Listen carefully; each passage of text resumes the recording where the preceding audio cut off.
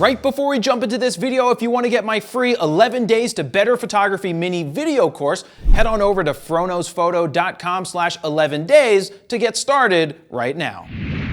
Jared Polin, froknowsphoto.com, and what I want to do in this video is help you understand the mode dial that you may find on your camera. Now, they come in all different shapes and sizes so long as they are round, because you really won't find a mode dial that's square. So what is your mode dial? Well, that's what you select, whether you want to shoot manual or you want to shoot in the auto modes. And I have a couple of different cameras here to show you how they have their mode dials, from a mirrorless camera to two of these DSLRs, one Nikon, one Canon, and the mirrorless is a Sony. So what I want to do is start with this Nikon right here, and you'll see that it has an auto mode. Most of your cameras that you see out there will have a green auto mode. It says A, it has a square around it. It's usually green. That's full complete auto. The camera is going to do all of the work for you, and your job is to just go and take pictures. Now, have you ever run into a situation where you press the shutter button and your flash pops up where you're not supposed to have flash photography? A lot of today's cameras have a lightning bolt with a do not, smoke sign, the one with the hash through it. Well, now you put that on there, you're still in full complete auto, letting the camera do everything, but now the flash won't pop up.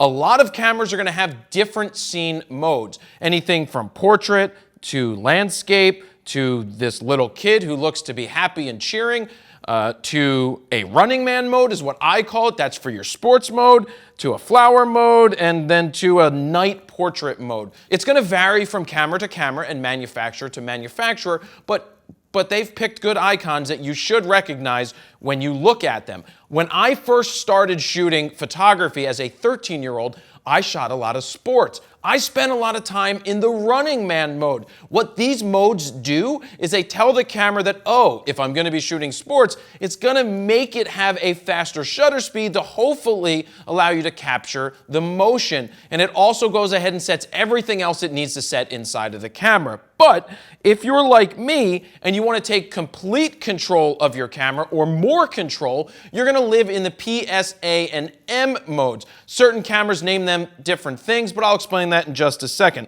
Let's start with P. What do you think P stands for? No, it's not professional, it's program. It's in essence full auto, but the camera is still doing all the work. When you're in the P mode, generally speaking, you can unlock more things in the menu system where auto wouldn't let you do that. Then you have something called shutter priority. You set the shutter speed, the camera's going to go ahead and set everything else to make sure you have the right exposure. Canon, on the other hand, calls that the TV mode.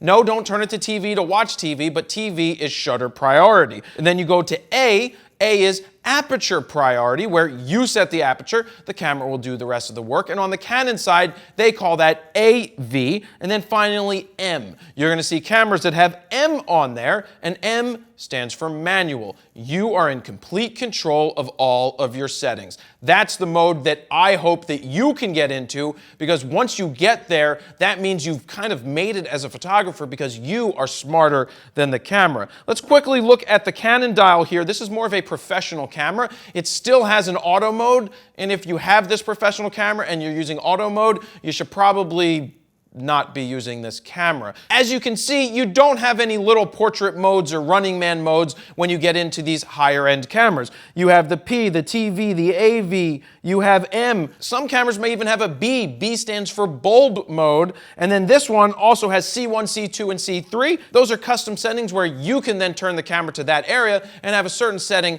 that you already did. So that's a quick look at what you will find on your mode dial. And if you're like me, your goal should be to get out of the full auto modes. I'm all right if you're in aperture priority or shutter priority, just to get an understanding and a feel for your camera. But you should try and set an ultimate goal of being in complete manual. And if you're not sure how to do that and you're scared of how to get into manual, well, I created a guide called the Froknows Photo Guide to Getting Out of Auto. It's going to teach you in 3 hours or less, quickly and efficiently, how to take control of your camera so you can get the results that I know you want to get. To get a free preview of it right now, go to froknowsphoto.com/guide and see if it's right for you. So go ahead and do that. I hope this video helped you out, and that's where I'm gonna leave it. Jared Polin, froknowsphoto.com. See ya.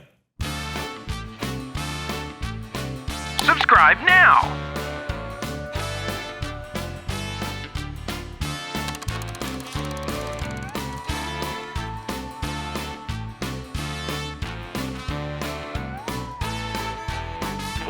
Watch this video.